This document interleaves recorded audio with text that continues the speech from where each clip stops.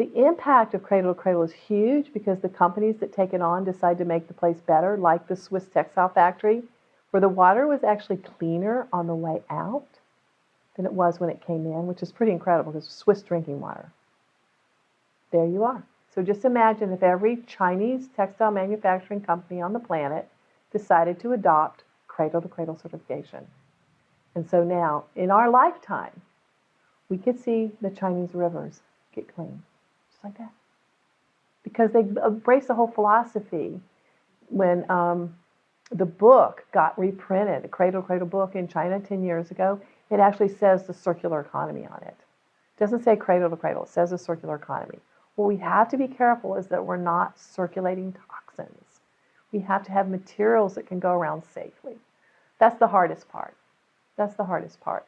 But I think I've worked with so many of these companies now. I really see that they do it. So I don't think I've just crazy came up with this idea. I see companies doing it, and I see how they change, and I see how they've embraced this philosophy. I mean, a whole contingency of Japanese came over after the nuclear disaster and said, help us rebuild the Cradle to Cradle way. You know, it's that kind of stuff that people are, they're finally coming to the fact that we can do this if we all just start kind of thinking about this in a way that makes sense. You know, stuff is a problem, especially the way we're making it right now, because if you're having to dig up raw materials, you're destroying a lot of the ecology of the world. We're running out of rare minerals, and we're using a type of energy that's not sustainable. When you're using a coal-fired power plant, you know, you're having so much impact on the planet. So that's why we need everybody to commit to renewable energy, because we've got a great nuclear reactor. It's right up there. It's the sun, and it's free. So we ought to be using that. And by committing to Cradle to Cradle certification, you're committing to renewable energy. That's just the bottom line. You have to do that. So right away, we're all going to renewables. Let's just stop the discussion right here, okay? So you get there. Then with Cradle to Cradle, and I'm going to make a product that actually has a positive footprint. So when you get rid of your stuff, whether it's a jacket or a cell phone or whatever it is, the person that has designed that has designed it so at the end of use it's something valuable. And we need to put those processes in place so that I get this, you get this back. There's this really cool company called iCollect that just come from San Francisco, and they actually reward people for giving them their old clothes and shoes and stuff like that.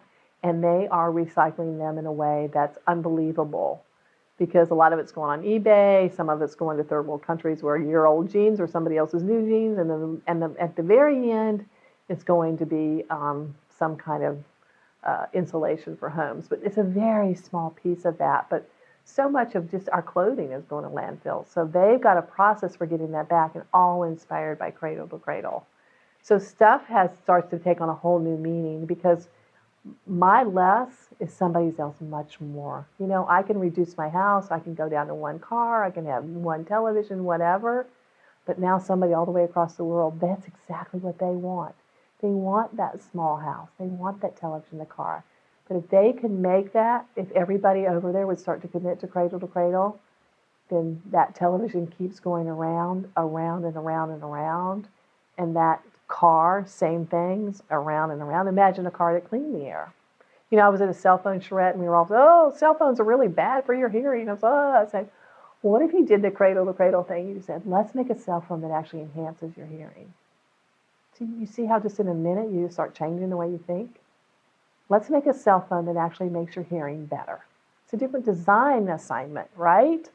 So that's what Cradle to Cradle is. You're just making stuff, because at the very beginning, you're saying, I'm going to make stuff that's going to have a positive impact, no matter where it ends up. If it ends up in a landfill, it's becoming compost. If it's got really valuable material, somebody at the end of use has decided they're going to get that back, because we're going to keep recycling stuff. We're going to keep all these polymers and these nylons and the steel, the aluminum, the indium, the rare metals are all going to just keep going around because they're super valuable, and we're going to start to create that infrastructure. And that's some of the things. There's a lot of people that are thinking about that right now, because they can see what's ahead. 9 billion people all trying to have an amazing stuff.